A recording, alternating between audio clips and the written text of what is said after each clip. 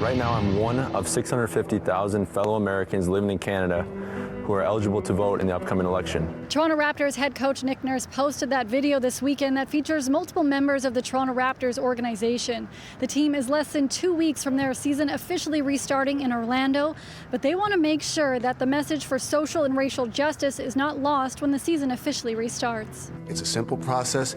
You go there, there's a link to all 50 states, and you fill out your form. They send you an absentee ballot, and it gives you an opportunity to make your voice heard in the States, even when you're living in Canada. Nurse and other NBA coaches have been hosting weekly virtual meetings to discuss how they can help continue the message in education about racial and social injustice. Nurse says they've discussed how they can use their own platforms to help, and he also spoke about what the conversations have been so far. Some conversation about what the coaches are going to wear on games and that. There was also, some good mention about things like this, like making sure, again, we're messaging at a press conference. The Raptors have not been shy about where they stand on social and racial issues.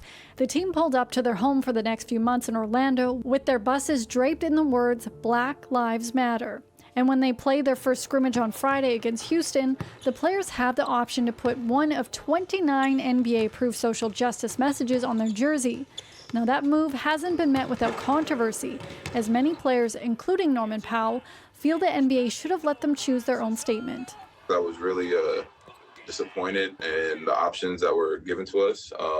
First and foremost, I feel like with